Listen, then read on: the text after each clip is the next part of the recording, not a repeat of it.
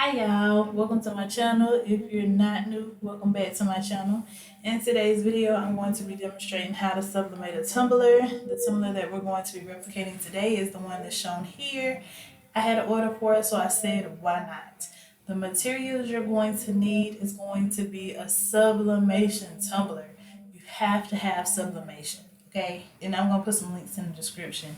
You need heat resistant gloves or oven mittens, depending on which one you prefer. You're also going to need heat resistant tape, which means it's just tape that doesn't melt when you heat it up.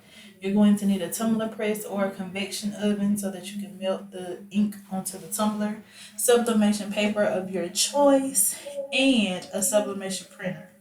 That's going to be key as well.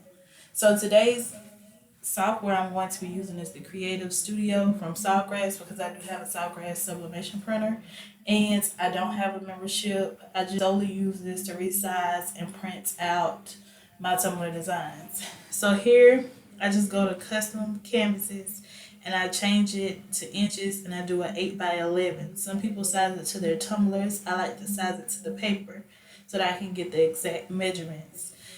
If you wanted to, upload your own files, you would just go there and go to images and then go to upload. And then you can upload from Facebook, Instagram, your computer, Pixabay, whatever. But I already have the file on here, so I'm just going to scroll down and find it. They do have other canvases as well. So you can always use those, but I just kind of prefer to use my own because you really can't trust those tumblers compared to what tumbler you're using. So as you can see, I have my image right here and I'm just going to play with it a little bit to rotate it and get it to that perfect angle. And then I'm going to go where it says measurements and I'm going to click inches and I'm going to size it down to the sizing of my tumbler. I like to size it off a little bit so I have a little bit of wiggle room when it comes to cutting because sometimes I'm not the best of the best cutters. But I have that wiggle room to where if I was to mess up, I still got room to clean it up. So I'm just going to rotate it and then we're going to go to print once I get it to where I want it to be. Now right here you'll see that it has the name of my printer, the tray, the paper size is always used as letter unless you have something bigger. Then it's gonna always mirror it for you. Then you can go here and pick your product. I'm gonna go with a stainless steel tumbler, even though it's a sublimation tumbler, it's still stainless steel. But if you want to do a coffee mug or a glass can or whatever, they got choices. Then I'm going to select my paper type, which is going to be a type A because I'm using a sub A type paper. And then here you have where you can do high quality. And then I always like to print it on vivid because it just pops out those neon colors and any kind of colors that stand out. Then I'm going to go and hit print.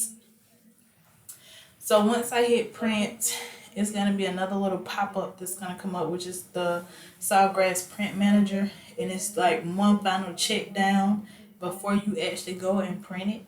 So I just like to make sure, I like that little feature because if I see something that I might not have caught, then I can always catch it before it actually prints. This right here is one of my favorite studio softwares to design with. And there it go, it just popped up and I just make sure everything matches and then like I said, automatically mirrors.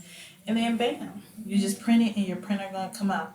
But I love my Sawgrass printer. I would recommend getting an actual sublimation printer instead of one of those printers that you can convert because with the actual sublimation printer, it comes with a warranty. So if something happens, you can always send it back within that warranty period.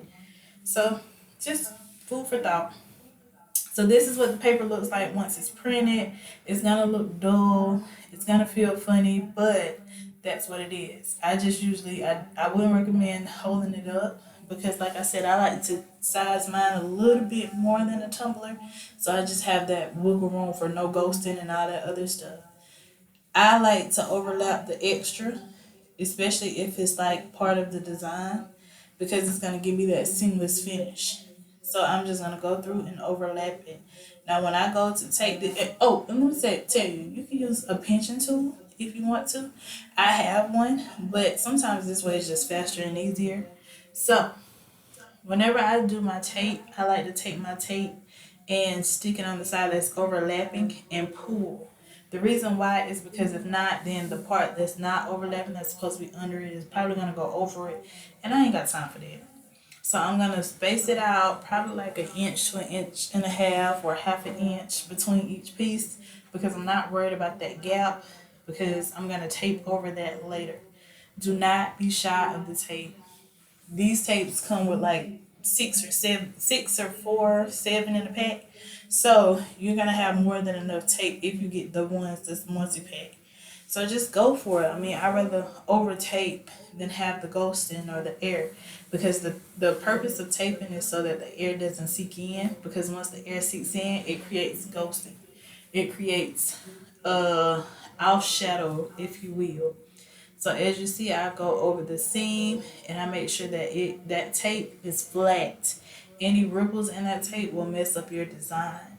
You want to also make sure that your design is tight when you're taping. And that's all I'm gonna do. I don't take the bottoms. I don't take the edges because I just don't. I don't get ghosting when I don't take the edges, but when I tape them, there's always some kind of ghost. So I'm gonna set mine on 399 for or 400 for 90 seconds. And I'm just gonna place that in there. After that 90 seconds, I'm gonna flip it and I only do it twice. Look at the time. As you can see, flip.